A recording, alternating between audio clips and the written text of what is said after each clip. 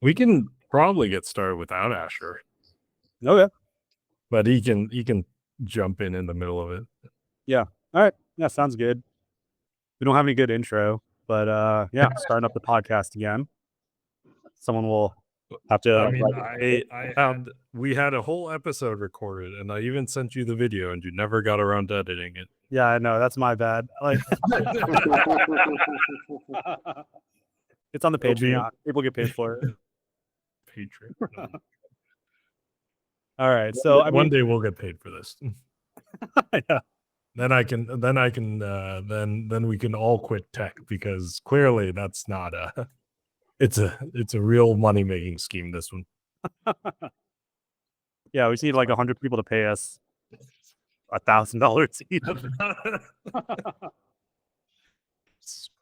Anyway, so I mean, I have a couple questions written down, but I figured this would be like more free form. We're not going to dive too much into games unless like we really want that. I kind of want to keep it like high level, talking about our experiences and I don't know, anything interesting that happened. But yeah, I don't know. Like, tournament was a couple weeks ago. Has there been anything that you guys have been thinking about that's like burning a hole in your brain that you want to talk about? Y'all was like popping off. You are real so hard. high right now. You're high? No, I'm not you high. are. You No, look no, so. no, no, Oh no. no! Oh, I'm just laying down. I'm chill. He's What were very you saying about chill. popping off? He's very chill, everyone. Like the team besides me, like everyone was like just going nuts. You said Holy this was crap. the broiest team that you've been on. Yeah, kind of. I don't Kind of. consider myself a bro, so I don't know. I don't think Felix considers himself a bro. I don't think I would be. You would be very remiss to call me a pro. I don't know. The both you two did jujitsu. I did kendo. He did jiu-jitsu. So did Brian. I did jiu-jitsu. Yeah. Oh, I see. Okay, so both you two did jiu-jitsu. Yeah, it was interesting to me because, like, I practiced with Asher after a bit, and he never pops off in practice. Then I just like wonder if like I'm whatever. I'm like a robot, right? But I wonder if it's just bad for people like to continue to play well to be popping off, or like I don't know. Yeah, I guess like why did that stick out to you? Because you had mentioned it during the tournament. Yeah, I mean it was just Like, yeah, it was surprising. It was surprising to me. I was gonna say, I don't think it was out of hand. Like, I don't think anybody would have said like you guys were being disrespectful or anything like that. Yeah, sure, dude. Asher was saying to me that he needed the hype. There were two moments at Spar Lake, like this year and last year, right? Like last year we came out of groups first, and then we got into a dogfight against Jeff's team, right? And I remember everyone was just kind of like listless and like kind of really like depressed like going into day 2. And I learned then about you, Chris, specifically. I'm like, I need to be the hype one on this team, otherwise this is all gonna like just fall apart. And so like during the Andy set, I just tried my best to take over after we took the 2 losses. And then it kind of felt the same way this year with Asher. Like we came out of day 1 pretty hot, like second seed. Came into day 2 and we were all just tired and like no one was talking and everyone felt like really depressed for some reason. And so I was just like, all right, I gotta be the hype one again. Rob, I was popping off for 2 reasons. There were 3 moments for me where we like popped off, right? And I was doing it because Felix told me that Asher said he needed energy, he needed hype. And I was like, all right, this is first tournament queening. First tournament queening back, I guess, and we'll bring the hype. But that was the first reason. The second reason was we won a game we just should not have won, right? Like that happened a couple of times post reset. But the one time I popped off, like actually popped off, like it was very quiet. I think Ed in the chat, hey Asher, I think Ed in the chat said that was like BK had like the gentleman's pop off, and I like looked at it again. It was when I hit the one tap stinch, or no, sorry, it was one tap pincer on Marshall, and I just like stepped away from the cab and I just kind of like seethed a little bit, and I never do that, right? So that was the one. Yeah, That was the that was one. pretty funny. Wait, that was the win for the set. Yeah, Yeah, that was the win for the set. No, was- yeah, genuine pop off. I don't normally like start yelling and stuff either. Yeah. yeah, yeah. I think in tournament play, I'm in my head a lot, so usually I'm pretty quiet. I'm just never going to be the one who's like talking a lot and then like hyping people up. So it makes sense why Felix said what he said, especially after playing with me last bar. Like, actually, what I had realized coming into this tournament is like when I was thinking about like team construction for this hobby versus like other hobbies that I do, what I'd realize is when I go to a Killer Queen tournament, I want to be on a team where I am the worst player, because I think what I lack in Killer Queen is trust of other players. So if I'm the worst player on the team, I inherently have to trust everybody else. Therefore, I don't have to really talk. Whereas I compare this, the reason I was thinking about this is I'm comparing this to pickleball, where I have to be the better player on the team, because what I lack in pickleball is confidence. So I feel like in Killer Queen I have confidence, but I don't have trust. But in pickleball, like I lack the like I need to be confident and I need them to trust me. So I think that's why I'm quiet during these tournament games. It's really it's going to be really hard in your career if you have to form a team where you're the worst player on every team you're on. You have to at least think that you are. I think that has to be my mentality. Like, I think mentality in every single sport or activity is different. I think the biggest thing for me is I just need to respect's like a weird word, but like I have to like respect the people on the team so much that I don't think that they're constantly wrong. I think that's kind of what I mean by that. Yeah, sure. Hello. I'm here. Yeah, so we started the podcast. Yeah, we're just like free form talking right now. I have some questions, but I don't know, we might get to those, we might not. But yeah, we're just talking about like how we felt about the tournament so far. Yeah. Or if there's anything after the past 2 weeks that has been like, really on your head. Nothing has been on my head. I think I feel really good about the tournament. I think like I loved playing with all of you guys. I had a lot of fun playing with each of you.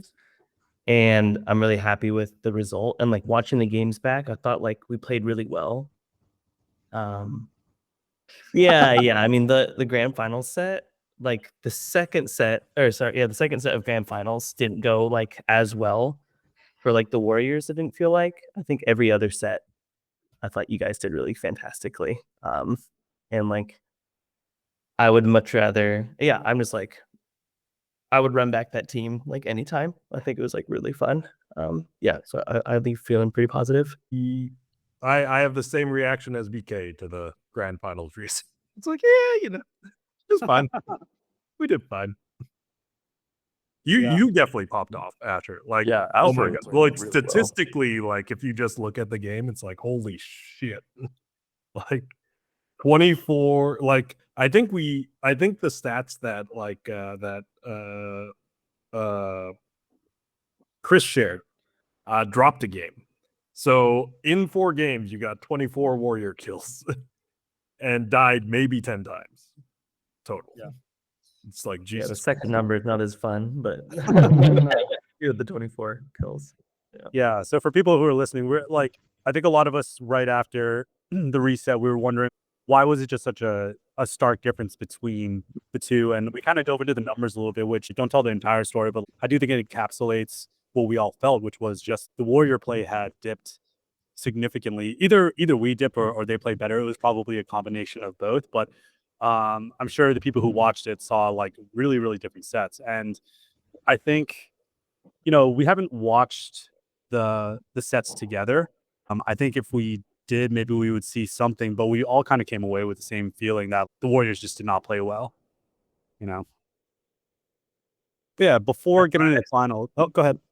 I was just gonna say, I think good players make other good players look like they're playing badly. I think that that's usually how I normally feel. Like I think we look bad because they played so fantastic and like made us make bad decisions and expose the weaknesses. Yeah, I give props to them personally. Yeah. And then, so that's something that I tell a lot of players too. I was talking with Seattle Jonathan. He doesn't have too much tournament experience yet, but I told him, you're always going to feel like you're playing bad when you go to a tournament because everybody's better, right? Like at home in Seattle, he's going to go, I don't know, 10-1, like most games or something like that. And that's just the composition of these games. But yeah, if you go like 1-1 as a warrior in a tournament or like 1.5 to 1, that's pretty good, warrior kills. Yeah, almost no warriors will have positive military KD in any tournament. It's usually like 1 or 2 or 3. And even then, it's usually just above equal. It'll be like 12-9 or something like that, and it's like, oh man, they wrecked. Yeah. Yeah. I mean, you got to kill them as drones. Don't worry about your military, KD. You just kill them before they become military. So easy. Yeah. I mean, I think we were all pretty good at that as a team. And I think that's why the grand finals before the reset went so well. It's because almost every game we came out on the positive, where it was like we had the upper hand and we were all pretty good front runners, right? So it's like once we had the upper hand militarily, like it was gonna be hard for them to get back up. And because of that, like I think it just looked a lot better. Especially the Thinking back on the Yoda was though, like I think pre-reset, our openings were way stronger. Our openings were disruptive and kind of never let them get up in the first place. To Felix's point, yeah. Post reset, I don't think that was the case. We definitely stole 2 games, even though we were up 2-1. Yeah. Yeah, no, both of the I'd say we deserve the night because I mean, yes, they like really tried to hunt Asher, but we still had a warrior, and we stayed alive through famine, and we ran 3 berries. Well, they did it right. The Twilight was definitely a steal, absolutely 500%. There is no possible world that we deserve that other than Asher going ballistic and destroying everyone along the way.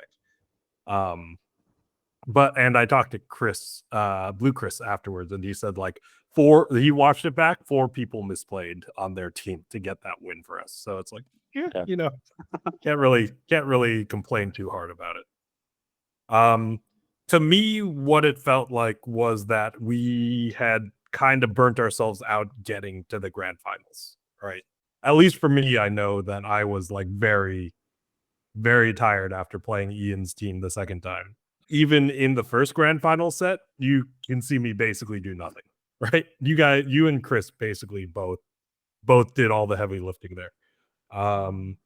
The second the reset was basically you guys. It felt like you both were very tired at that point.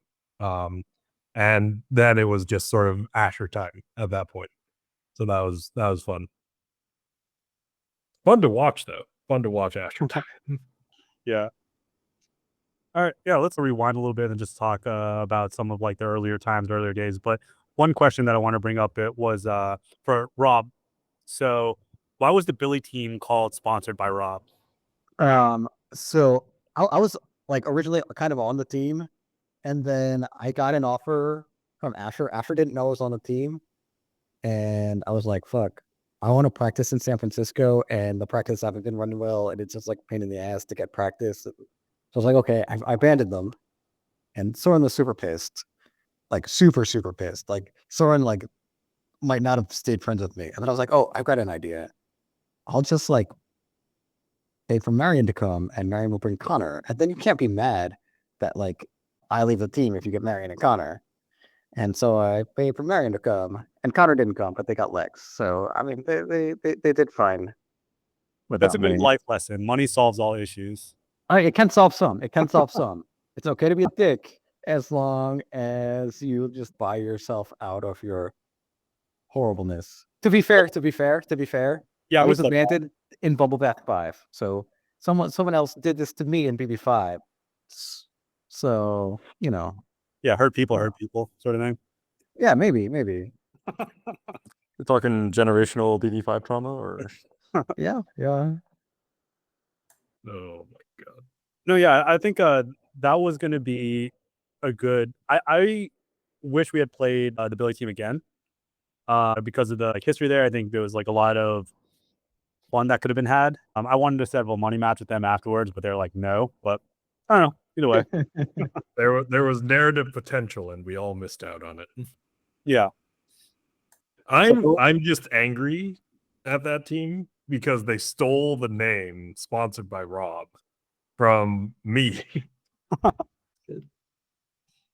right, so Asher, like, what made you want to queen or like queen in general? Is that the role you ultimately like to play the most, or do you like to switch between the two? But what kind of drove you to play queen?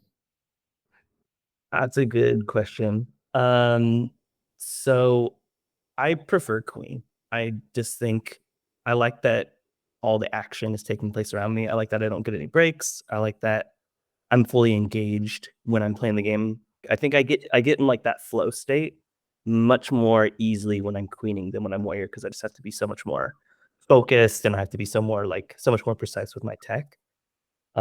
So I think that's ultimately why I like queening, is like that flow that I get into and that feeling that, you know, any game is always winnable, but usually the queen had the biggest say in whether that, like, you can come back from that final bad thing that's happening. Maybe the snail's in the net, maybe you're wiped or something like that. I really enjoy that feeling of like, okay, pressure's on. I have to kind of step up and make a play happen. Like, that is just really enjoyable to me.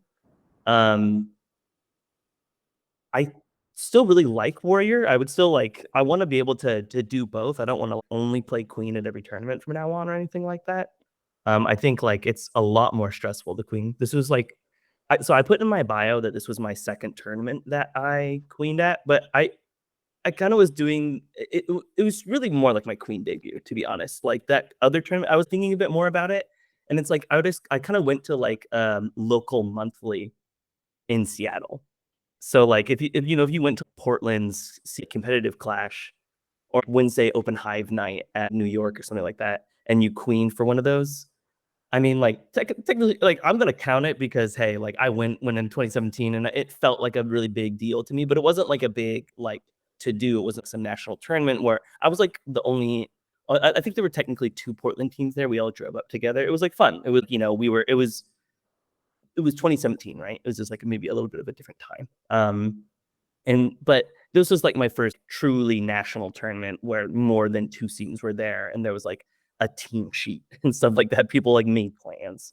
So this was my first time doing it. And so because of that, I didn't really know what it was going to feel like. I guess the big reason why I wanted to do this tournament because I was already signed up to Queen. I am already signed up to Queen KQ45 in Chicago.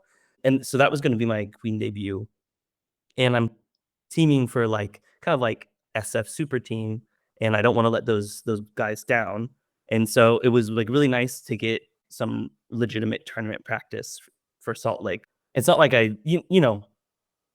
it's like a more prestigious tournament, right? 45. So this felt kind of like a little bit of like a kind of like practice for that. I still took the tournament extremely seriously and all that, but it was kind of more like with an eye towards improving as a queen.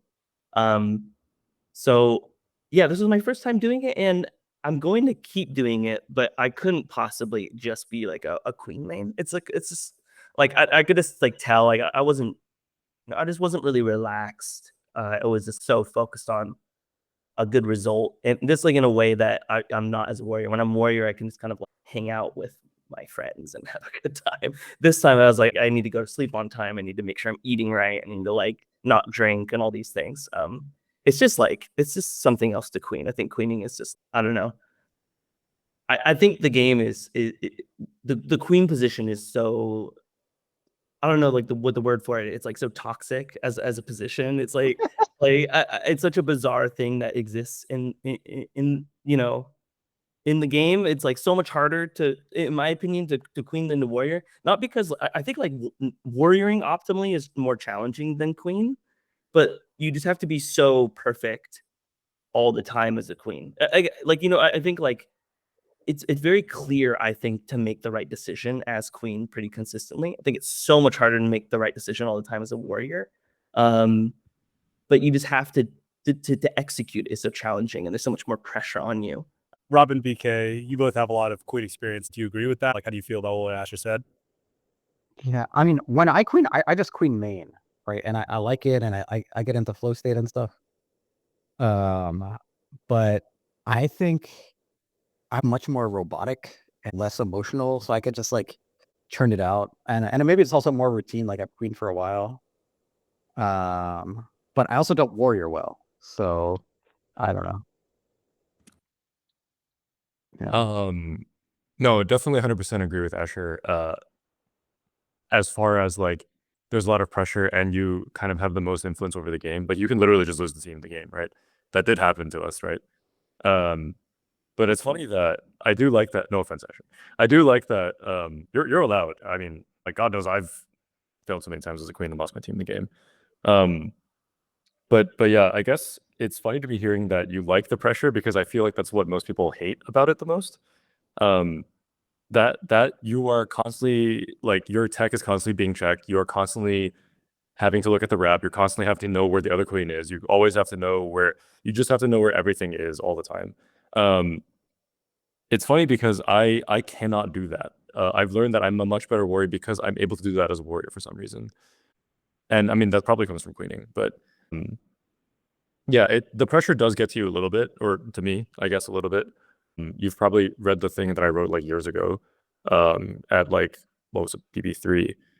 And if you haven't, then I'll just like link it to you or something. But yeah, the pressure gets to me a little bit. But I think that to truly thrive as a queen, you need to want that.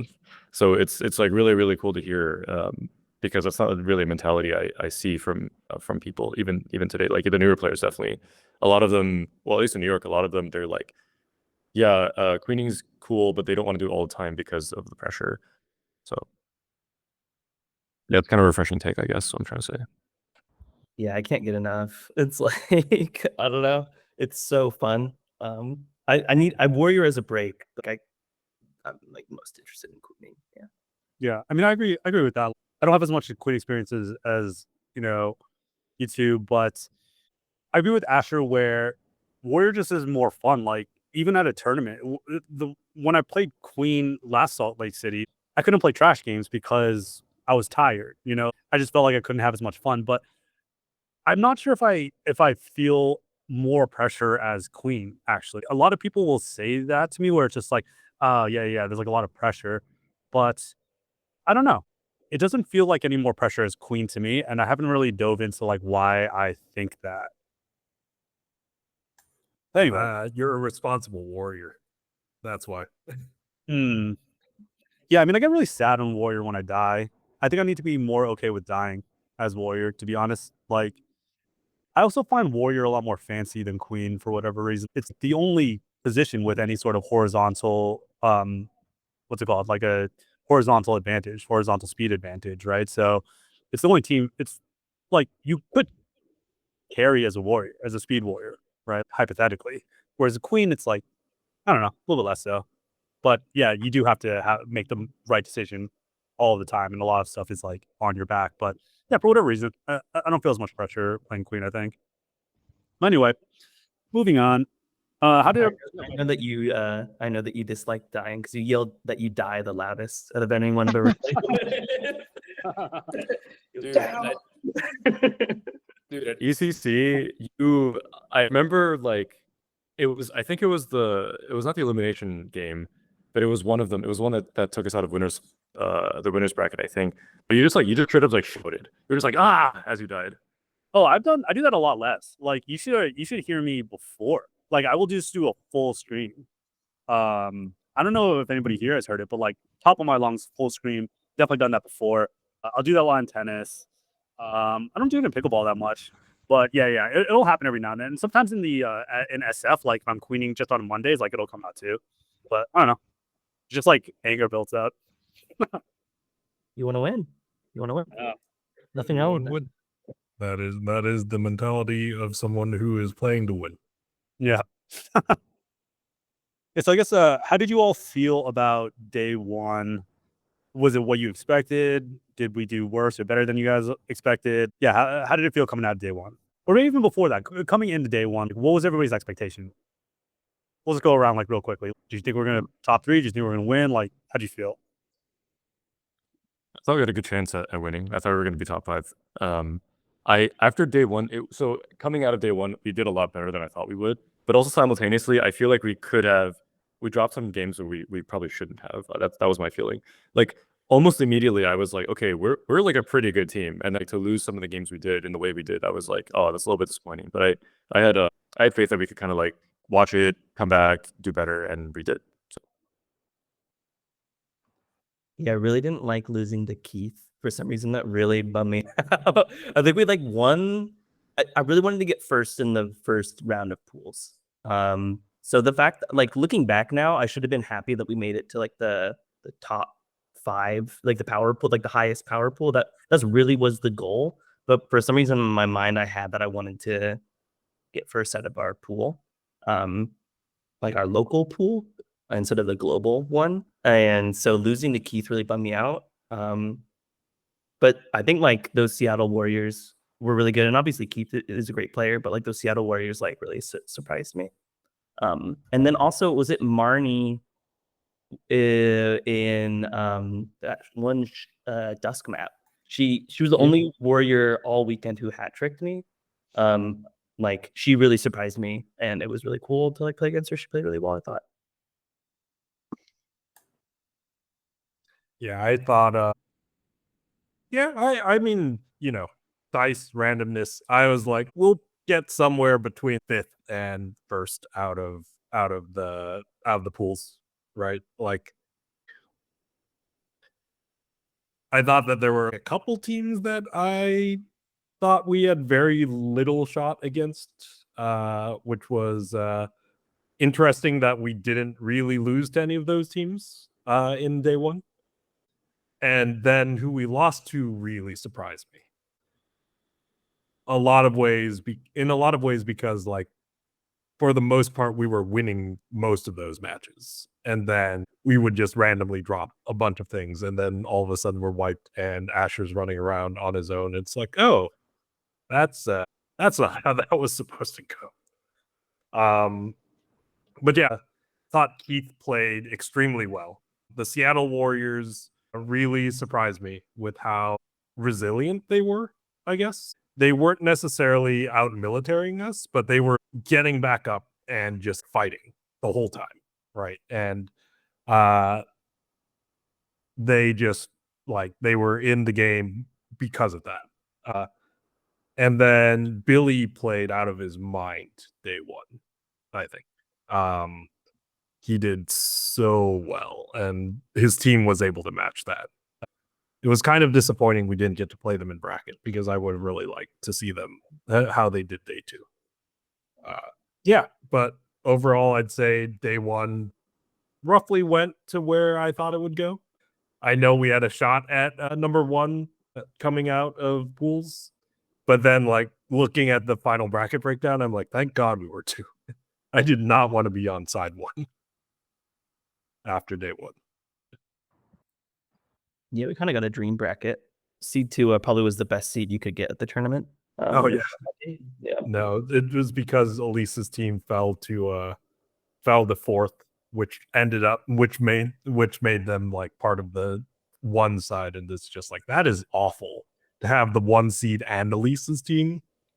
I would not be happy on that side of the bracket. Yeah, for sure. Yeah, I don't know. I'll go to the other side. I had a little bit higher expectations. I thought there was no way in hell we were going to get lower than 3. I thought for sure we are going to podium. I would have bet any amount of money that we would be top 3. And I would say coming into it, I thought 50-50 shot against Elise's team. That was the only team that I was really worried about. And then I would say after day 1, that dropped a little bit. I would say that I thought we were maybe 30% to win, or like, yeah, it kind of dropped a little bit because like everybody else has said, we dropped some sets that like I just was like, I couldn't put my finger on why we lost them. And I think that's a new feeling for me because it's like usually when I lose, I understand what's happening. Like, I understand why we lose. Like maybe outplayed by the Warriors, outplayed by this or whatever. But some of those were just perplexing. I was like, I don't know how we came out of that losing. But yeah, that was kind of the story of our team where it's like we would lose to a team and then after that we would completely like dominate them the next time we played them. And I was wondering if anybody felt that too, or if anybody thinks they know why that happened, because it's not like we made adjustments. I mean, I guess we made a little bit of adjustments against Ian's team, but that was during the set when we when we reverse swept them. But I don't think we talked about any other team that much when we played them the second time. I honestly think a really big part of it is the dice. I think I can't overstate how running 2-2 in a tournament game really affects your winning percentage. Even on Twilight, I think 2-2 is just the always the wrong choice. Or split strat, which is what we would do if it was day map or something like that. We ran 2 doubles low. Because if people didn't know, like our team was dice guys and we were rolling dice to determine rolls. And so I think that when you're not having BK get up speed, even just that, even disregard every other roll, if you're just not having your first speed get up first speed, that's just going to make it a big impact on the outcome of the game. Even if it happens 30 seconds into the game, even if BK like pretends to run a berry, gets speed to run speed berries, but then things happen and then gets up speed. Like that delay of 30 seconds of like not having that pressure or that stability, it's just going to impact the outcome of a game big time. So again, I don't want to like discredit how well the teams played. They deserve every win that they got because we were trying as hard as we could. But I do think the dice like impacts outcomes. And when we were down 0-2 against Ian's team in I think it was winners semis. If you guys can correct me if I'm wrong, I'm pretty sure we were down 0-2, and then we rolled the dice, and I'm pretty sure it was like doubles low, so it would have been 2-2. And I remember everyone. This is how I remember it. I remember everyone looking at me and being like, "Okay, what are we gonna do?" And I'm just like, and I'm like, what do you? And I remember Chris. I remember you looking at me as like, "Do you want to do this?" And I'm like, "What do you want to do?" And I feel like at the same time, we both go, "I want to win. I kind of want to win." And so pretty sure at that the moment- words out of your mouth were, can we just win, guys? That's like, all right, dice are off. We're doing this. Yeah.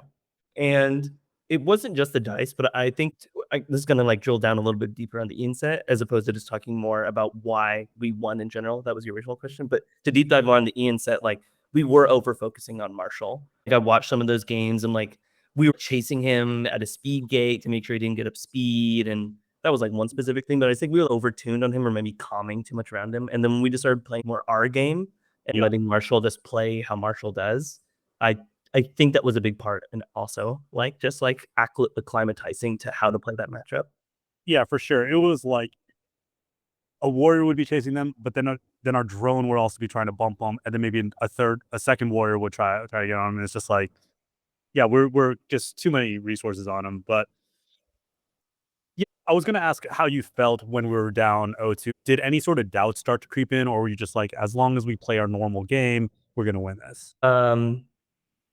I don't know what happened this weekend. I was so freaking locked in, dude. I was like so in the zone. It was so I was every time I was playing, I thought we were going to win, and I wasn't thinking about our win-loss was. I just felt like I was so in flow and locked in. I mean, I knew I was down 0-2. Like, obviously, like I'm not like a robot. I'm not inhuman or something like that. I know like that it doesn't look good, but I just felt like every game was winnable, and I wasn't like I had no self-doubt during any of the games. I was really nervous. I was like looking forward to the tournament, like so nervous that I was going to be nervous. I was like, oh man, am I gonna crumble and all this stuff? Am I gonna like be overcome when I'm in the moment? Is it gonna be different than practice and all this stuff? Like none of that happened. I just felt like I was able to lock in every game. So I didn't really feel like we were down 0-2. I was just trying to play my best game. Yeah, you definitely played really fearlessly throughout the tournament.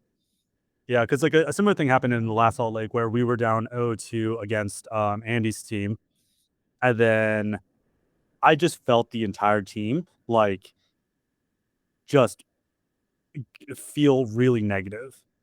And then I don't even know how we crept out of that, but I remember even Ryan being like, oh, this is just one of those things where it's like we do good first day and second day we just crumble. And like I could just feel the energy of everybody around me. And I don't even know how we pulled it out, but after we cleared out I willed myself to kill Andy 3 times that map, and then I basically I just started getting hype because because Matt runs on hype, even though he's very quiet. He runs on hype, right? Ryan feeds off of quiet confidence. If you get him going, then he'll get going. Yeah. Right. And so sometimes you just have to will yourself into that moment, right? Like, Yeah. will your team into it. And that's what I felt like we had to do for that particular tournament. Yeah, after that experience, when we were down 0-2 this year, I was like, "This is a movie," because the same thing's gonna happen again. Like, that was my thought. I was like, "Oh, we're just gonna reverse sweep this team for sure." I don't know why this shapes up this way, but it's just gonna repeat itself, and we're gonna win the tournament. I literally thought at that moment, "Oh, we're probably gonna win the tournament because we're down 0-2 right now." I don't know. What I will say is that you were very calm going into game 3, Chris. It was like, oh yeah, no, we just over focused on Marshall the first game, and the second game we like just didn't have an objective, so we'll be fine this third game, right? Yeah. And that felt really reassuring to me. Yeah, that's what I was talking about before, where it's like, most losses, I understand why we lose, but there was like a lot of losses where I didn't understand, and that one was just so obvious. I was like, oh, we just don't do this, we win, you know? Yeah. Yeah, for me it was I rolled objective the first 2 games for the first Ian set, which was probably not great for our stability in general. But then yeah, it was just like we play our game and I think we can beat them. Yeah, so Rob, you think a lot about scene dynamics, and you have a big hand in trying to make scenes better and then the practice better and stuff like that. So dice teams have been pretty popular in SF recently. Like every single tournament seems to have a dice team on it. Do you think that's been a positive or a negative for the scene? How has it affected the SF scene? I don't know. I hope this is not too spicy, but like in New York, right? New York would have 2 teams. Like New York was so good in Bubble Bash 3, for example, that the second best team in New York won Bubble Bash. I think SF doesn't have a second best team that's that good, right? So Dice is super good, and then to get value out of practice, they add training weights. That's the dice, right? I think that's what the dice are, and that's why it works out in SF. But in my opinion, the ideal thing would be a second team that could win 40% against dice under optimal conditions. And I think it's a workaround. What does that mean? Are you saying that there's not enough? What is there not enough of in SNF? Is it like there's not enough queens who can challenge, or is there not enough warriors, or just not enough top? There's not enough coherence among the top 10 players in the scene, or the top 12 or top 13, to make like a second best all SF team that would make Dice sweat. I think this is what happens. And then if Dice plays with Dice, and then you play these weird roles and start in a disadvantage or whatever, and then you can get good practice. I think this is my explanation for why Dice is successful in SF. And I mean, maybe it's just fun and like keeps people loose, and people learn from each other more when they're all rotating roles, and like it lends better to like a flex strat that's becoming meta. But yeah, in my opinion, the ideal move is SF forms a second very strong team and they grind, and that hasn't really happened. Yep. Asher, Felix, any thoughts? I was waiting for BK to respond. I feel like BK's been wanting to say something for like the past 10 minutes, but I don't know if that's just me. You went off mute for a second. Oh, No, that's in response to not this though.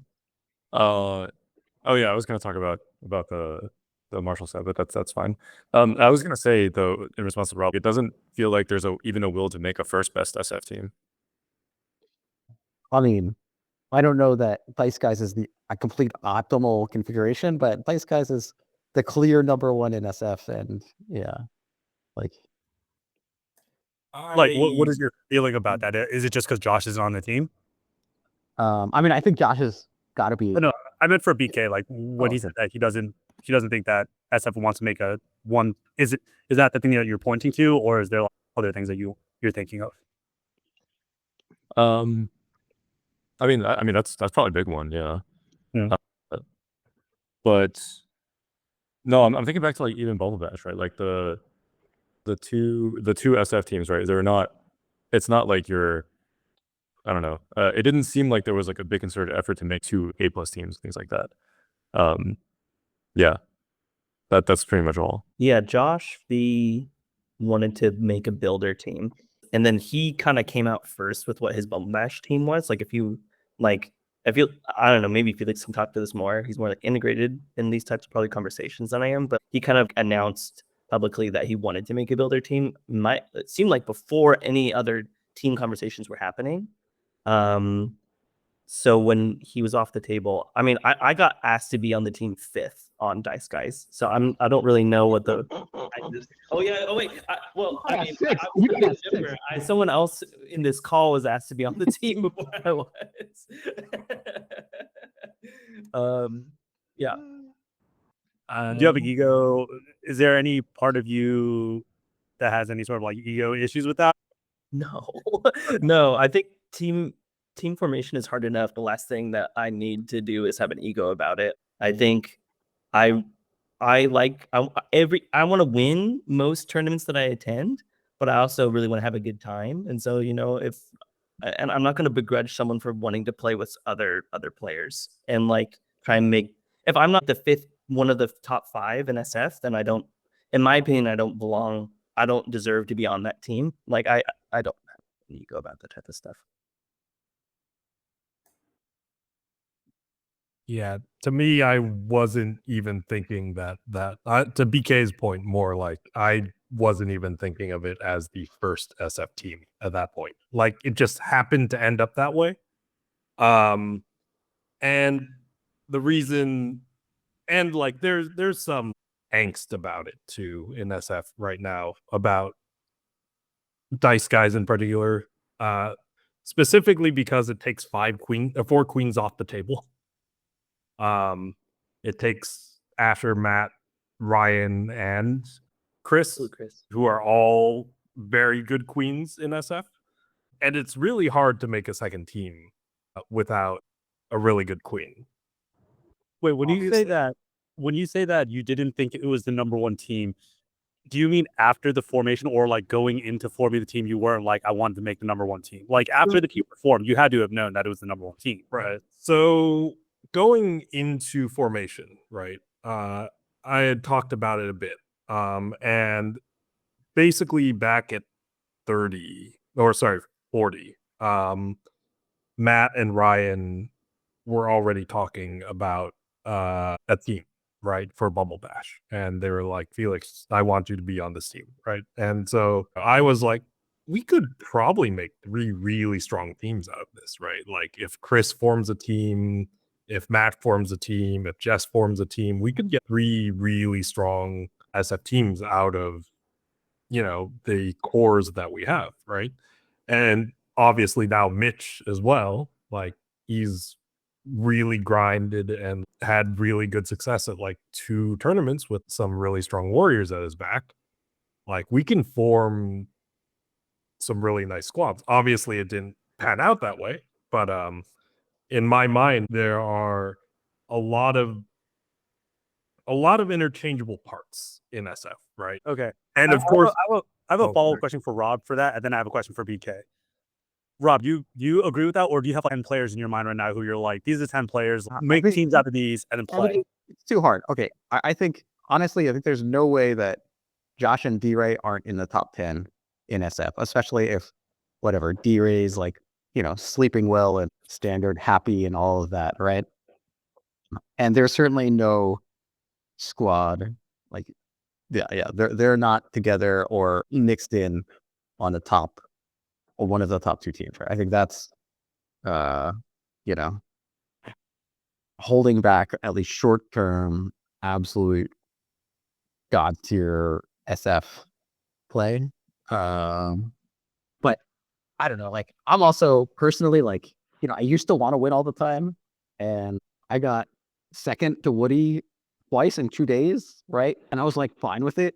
So I'm like, this is a good level of Killer Queen enjoyment, like dedication. Like it's probably better to be like pretty good and basically not ever upset about Killer Queen than it is to be like, winning a decent fraction but also unhappy about the game, right? So I'm content in my new role of, pretty good and not stressed out. No, completely disagree. Like, You should be miserable in every hobby that you do, and when you win, you don't even feel happiness. You just feel like that is.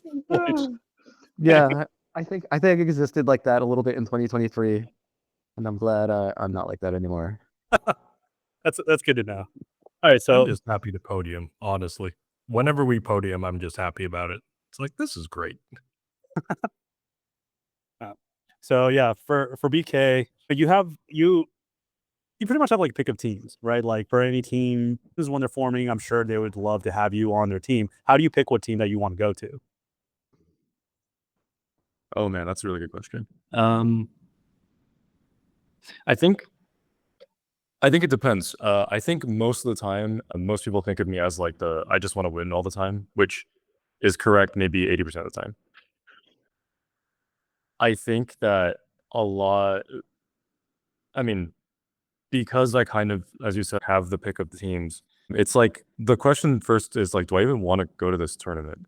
And usually if it's like, okay, I'm going to spend, airfare 3 days away from home a weekend, do I want to be in this place? Usually the answer is no. So it kind of starts there. But after that, it's just like vibes, right? Like, do I like this team? I joined you guys because I like this team. I like all of you people, unfortunately, all you bros. But yeah, I mean, big consideration is just, do I want to be at this place at this time? Do I think we can podium? Do I think we can win? And then just, do I like the people I'm playing with? So it's like kind of all of those at the same time. It's not really like I don't really have like a checklist or whatever. It's just like, and at any moment it's any of those things. I will say though that the time and place of the tournament is probably the most important thing. Oh yeah, I will say people should go to Salt Lake in like late May or whatever. When they schedule it, it's just a fantastic time to be in Salt Lake. And if you like hiking, you can tack on like some of the best hiking in the country in a few hours drive from Salt Lake. Yeah, I know people are like limited to PTO, but I always thought it was a shame that a lot of people go to these tournaments and then they only go like Friday to Monday and then don't have time to explore the cities or whatever. I think if you can, obviously tack on a few more days and just, I don't know, have a little bit more fun outside of just KQ. But No, yeah, does anybody have any other thoughts or questions or yeah, good. No, yeah, I agree with that as well. I think it's only post-pandemic that I've done that. It was like every single time before this, it was just like all business. I'm only here for 2 days. Like, I don't really care. I still haven't done the Chicago boat tour, even though I really want to. I'm gonna do it this year. I'm staying for longer than just the weekend. Yeah, this year. I mean, I guess every single year I've been to Salt Lake. I've done all the hikes and stuff, and it's very beautiful. But yeah, it's definitely a thing, and I'm spending my hard-earned PTO. It's not hard-earned. On these kind of trips. It's gotten to the point where like my work friends are always like, "Oh, where in the middle of the country are you this time?" Like, "Oh, what tournament are you at this time?" Things like that. So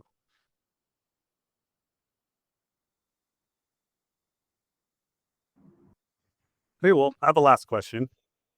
So it felt like right after the pandemic, there's like a huge boom. The SLC tournament had like 20 plus teams, and then it's kind of dwindled down from there. Every single tournament seemed to have a ton of players. A lot of people were traveling a lot. My question is Killer Queen dying? Because the numbers are dwindling. It seems that the same people are playing over and over again. I know like Seattle, we have a lot of trouble getting new players. I think that a death spiral in a lot of places that just don't have that what is it called? That number of players to kind of sustain it. How do you all feel about the state of the game? Yeah, I agree. I think it is slowly dying, which is like a little bit sad. But the game's not really getting updated very much. I don't know. People move on. Maybe I think there's like a trend in the country that fewer people are going to bars. I think that hurts. Yeah. It feels like the apotheosis of like so much of what the current culture is being ailed from. Like it'd be so. I think Killer Queen is what people need. I think like if people, it's like brings people together. It's a third place for them to go to. Like everyone needs a third place, and it's a game. Everyone's like a nerd. Nerds need places to congregate, and they're just playing WoW at home instead, or I don't know, like League of Legends. I think it's a shame. I think it's a shame that more people don't play the game. I'm trying to make like one of the big reasons why I'm making like content is to try and get more people interested in the game and just like expose it to more people. So I think it is dying, and I think everyone should try their best to help it grow. I think it's everyone's responsibility. I think in most communities, right? In most communities, like once you get really integrated, it's your kind of responsibility to grow it. And I think like KQ is no exception. When we had like 20 newbies recently on a Monday league in San Francisco who were just super interested in the game. Like I think a lot of people in the community were like, "Hey, you should play," and like we're playing with them and stuff like that. I think like we all need to be doing that more. Yeah. I mean, it's hard to say, right? It's like it's definitely stagnant. We have, it's the same people winning, it's the same people going, it's the same people, sort of holding the community together. On my end, it's been the best it's ever been, but that's for a completely different reason altogether. Basement cap and all. So I've been having a really good time with that. For SF at least, it feels like the return of Speakeasy, which is kind of nice. Like Speakeasy was a long time tradition for us, and it was really just a good time to like hang out on the weekends with a bunch of friends and play some really good games and barbecue, cook, do something. And feel like a lot more scenes could use that sort of model. I think Dallas does too, which is really nice. But yeah, like Asher was saying, it does feel like the type of game that we all need right now, just a third place to just go hang out and be happy, mad, sad over a really like meaningless activity that brings us all together and make a bunch of friends. So it is kind of sad that it's stagnant, but over here it's been pretty good, I'd say. Yeah, I'd say SF is pretty unique in that aspect where it's really friendly, or I guess it's friendly everywhere, but people are genuine friends in San Francisco. They like hang out all the time. And yeah, I mean, I make a lot of trips down to San Francisco. And then it's funny, at the beginning, people kept on asking me, like, "Oh, what are you in town for?" And I'm just like, "Oh, I'm here to play Killer Queen." I don't have any other reason. I mean, I'll see some other friends and do some stuff, but a lot of it is that the game is only enjoyable for me when I play in SF now, actually. So, yeah, I don't know. I think it is sad that it feels a little bit stagnant, but yeah, SF's still going strong. And we got 3 newer players too recently who have been coming out frequently, and one of them or 2 of them come to the tryhards and like are in and talk on the Discord. So like, it's still we're getting members. It's maybe like once a month, which is pretty good for SF. Pre-pandemic, KQ was like nothing else. We all thought it could be something like an esport or something. Like the amount of stuff being done to try to make that happen, and the energy was, I've never seen that anywhere else, I think. And like it is necessary now, which makes it doubly, I think, I just kind of echo what everyone said. It's like doubly sad that it's kind of like fizzling. But yeah, I remember well, I mean, also maybe it's because I was a lot younger back then. Like I've been playing the game for like 12 years now. So like but yeah, the intermediary period of like between 2016 and like 2020, it was amazing. Like the game was peaking. Like everyone, there was a lot of people playing, regardless of kind of like skill level. I think now it's like people are too good, and so it's like harder for newbies to get in, and it's also harder for people who've been playing for a long time, but not necessarily getting better because they're plateauing. That's kind of difficult to deal with, I think, like psychologically. At least it would be for me, so I understand why people feel that way or might feel that way. So there's kind of like a double whammy of like, there's less and less reason to come out unless you genuinely enjoy the company of people around you. I'm at that point, obviously. Otherwise, I would not just play this game at all. But yeah, it's hard. It's hard.